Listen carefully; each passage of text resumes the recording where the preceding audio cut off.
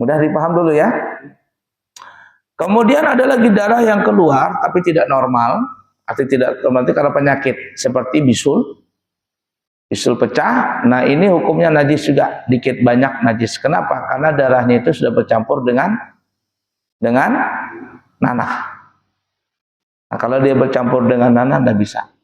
Jadi yang kita katakan tadi yang darah sedikit saja itu hanya dibawa ke dalam sholat, itu pun darah yang keluar dari kulit. Dari kulit kita, termasuk mimisan. Ya, itu dimaafkan sedikit saja. Tidak sampai sebesar uang 1.000 rupiah benggolan.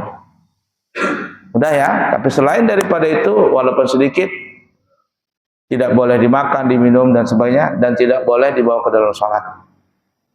Nah, kalau yang luka tadi itu darah sedikit, tapi tidak boleh juga diminum. Aku sedikit ya, ngerasain nih. Tidak boleh. Gigi berdarah nih ya. Gigi berdarah. Telan, tidak boleh. Haram hukumnya. Ya, paham nggak maksudnya? Nih gigi berdarah. Tidak boleh dibawa ke dalam sholat. Dia hanya dimaafkan di pakaian, tempat, dan badan. Selain daripada itu tidak dimaafkan. Gigi berdarah nih, gusi berdarah, jatuh di air nih. Kita minum, atau kita luak lagi ke sini airnya, ada darahnya nih mencampur. Nanti sudah airnya. Tidak bisa dipakai lagi. Hanya itu dimaafkan hanya di badan, pakaian, dan tempat.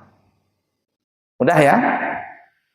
Baik, kita kembali lagi supaya paham. Jadi sesuatu yang kotor tidak najis. Tadi sebutkan air mani. Apalagi kira-kira? Di tubuh kita aja, sebutin. Telinga. Keringat. Apalagi? Tahi mata. Apalagi? Tahi hidung. Apalagi? Tahi telinga. Ya, tahi-tahi semua tuh, kecuali tahi yang di bawah itu. Nah, kalau tahi palat, tahu tahi palat? Jar orang Banjar tahi palat. Tahulah tahi palat benar ikan menjarnya.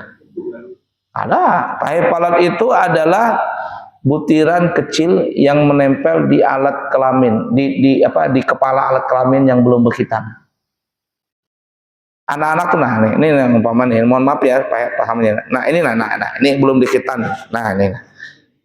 Nah, ini kalau ditarik kulitnya, jar orang Banjar dijalak atau dibilak, nah, keluar kepalanya. Nah, di sininya ini, di helm sini ini, itu ada butiran putih. Jar orang Banjar itu namanya tahi palat. Ini hukumnya najis.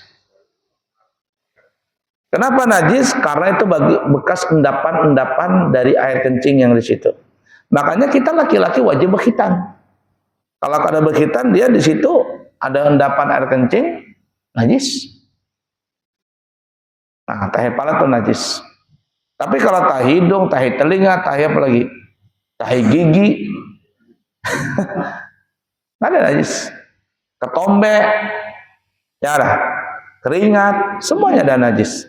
Tapi dia cuman apa ya? Kotor saja.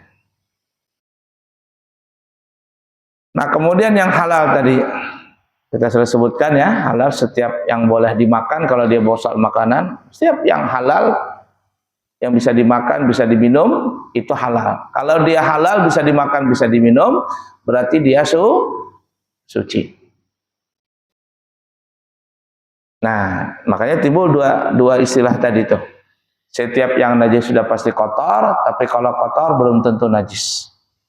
Setiap yang halal sudah pasti suci, tapi kalau suci belum tentu halal. Apa ya contohnya suci tapi tidak halal dimakan? Bendanya suci. Alias boleh dibawa ke dalam sholat, tapi nggak bisa dimakan. Apa contohnya? Jangan di luar badan kita, di badan kita saja. Afi anfusikum afala tubsirun. Kenapa? Di dalam badan kamu itu, jasad kamu itu. Fi anfusikum, dan di dalam diri kamu itu ada ayat-ayat Allah. Afala tubsirun. Kenapa engkau tidak berpikir di situ? Kamu tidak melihatkah dalam tubuh kita ini? Man arafa nafsahu faqad arafa rabbahu. Siapa yang kenal hakikat dirinya, maka dia kenal hakikat Allah. Kita nggak sampai ke situ dulu, masih di syariat dulu nih. Tubuh kita dulu nah. Suci tapi nggak boleh dimakan. Apa contohnya? Banyak kita sebutin tadi itu. Apa contohnya? Tadi kan setiap yang halal sudah pasti suci. Ini kita makan nih. Nasi apa tadi itu kan halal tuh kan ya? Tertumpah ke badan kita, pakaian tempat ke badan kita, ke tempat kita, ke tempat ke pakaian kita. Boleh kita bawa sholat. Karena kenapa? Karena dia halal dan halal sudah pasti suci. Tapi sebaliknya setiap suci belum tentu halal. Apa contohnya? Tahi telinga, apalagi? Upil, yang kita sebutkan air mani, tahi hidung, tahi gigi, keringat, ketombe, sebutin aja semuanya itu. Suci nggak benda-benda tadi itu? Kalau kena badan pakaian tempat, sah nggak dibawa salat? Sah. Orang ingusan, Allahu Akbar, meler hidungnya. Nah, sah nggak salatnya?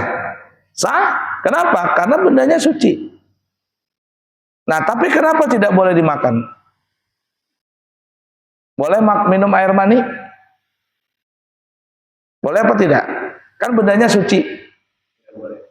Tidak boleh. Kenapa tidak boleh? Katanya suci. Iya. Istilah tadi itu setiap yang halal sudah pasti suci, tapi suci belum tentu halal. Suci tapi tidak boleh dimakan. Alasannya kenapa? Nah, karena dia kotor. Itu yang masuk tadi itu. Setiap yang najis sudah pasti kotor, tapi kalau kotor belum tentu najis. Dibolak-balik situ aja kalimatnya. Jadi air mani tidak boleh diminum. Kenapa? Karena dia kotor. Tapi kan suci. Iya suci, tapi kotor. Keringat tidak boleh ditelan. Kenapa? Karena dia kotor. Walaupun suci, tapi dia kotor. Begitu juga apalagi itu ya, tahi telinga, tahi hidung, ya ngumpul-ngumpul ini, asin katanya. Tidak boleh. Kenapa? Karena dia kotor. Memang suci, tapi tidak halal. Pahamlah kira-kira? Nah, kita kembali ke definisi awal, lugatan. Taharah, lugatan. Taharah dalam segi bahasa adalah kita harus bersihkan diri kita ini dari kotoran zahir. Kotoran zahir itu kotoran yang nampak, baik kotoran itu najis ataupun kotoran yang tidak najis. Kita harus bersih. Walaupun kita nggak sholat nih, kita nggak sholat, cuman santai saja. Pakaian kita jangan bernajis, badan kita jangan bernajis. Kita memang tidak najis, tapi jangan berkeringat, tidur berkeringatan begitu ya. Kaki, cuci kaki. Makanya dianjurkan sikat gigi lebih dahulu, cuci kaki dan sebagainya. Kan begitu tuh orang mau tidur. Walaupun nggak sholat, apalagi sholat. Sucikan badan kita dari penyakit, dari kotoran zahir, yang najis ataupun yang tidak najis. Pokoknya kotor. Kalau sudah kotor, bersihkan. Yang tidak najis, apalagi yang najis. Kemudian apalagi?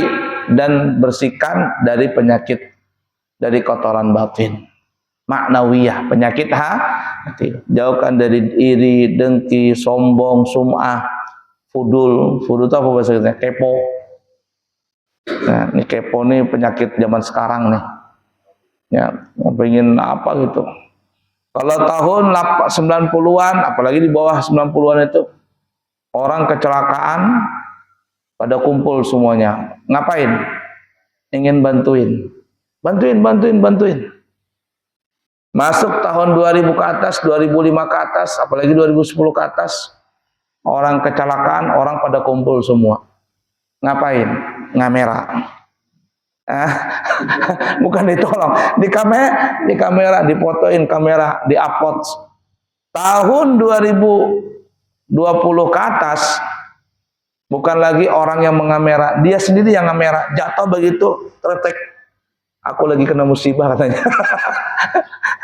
Dia sendiri yang moto. Bahkan yang kemarin tuh, yang ada kapal tenggelam di mana tuh, di Manado atau di mana tuh, live streaming lagi kena bencana, berenang betul streaming. Aneh juga. Sempat-sempatnya gitu loh dia bikin apa status, bikin apa gitu. Zaman sekarang. Tidak lain tidak bukan untuk apa ya, supaya terkenal, supaya inilah itu. Itu penyakit itu. Kepingin terkenal itu penyakit. Kita boleh mengupload di Instagram, di video apa di YouTube, enggak apa-apa, enggak ada masalah. Tapi yang baik-baik. Sekarang ini kan orang pamer, semuanya serba pamer. Mau makan dipoto dulu, begitu. Ya, kamera dipoto dulu makan, di-upload begitu. Padahal utang banyak. Kata yang utangin, kamu ini kurang ajar katanya. Utangmu nggak kamu bayar-bayar, tapi kamu jalan-jalan kemana-mana, makan di restoran yang mahal-mahal, bayar utangmu tuh nah. Kalau kita menggawi dengan waktu sholat, ini apa kita ganti? Kalau badan kita keringatan, kita mau sholat, kalau ditanya hukum fikih, boleh nggak baju keringatan dibawa ke dalam sholat? Boleh nggak? Boleh, hukum fikih. Tidak ada masalah. Kenapa? Karena keringatan cuma kotor, tapi tidak najis. Tapi kalau kita dari segi adab kepada Allah Ta'ala, janganlah. Kita ngadap komandan, sampai yang jadi tentara dulu, ngadap komandan, badan keringatan begitu. Diundang begitu, ya, datang makanan jamuan makan, badan kita keringatan, kira-kira etis nggak kita menghadap komandan? Nggak etis, apalagi menghadap Allah Ta'ala, lebih diutamakan lagi. Nah, kalau di hukum fikih boleh nggak? Boleh, tapi nggak etis saja. Ya, baik, cukup dulu ya. Insya Allah nanti kita sambung lagi di kesempatan akan datang.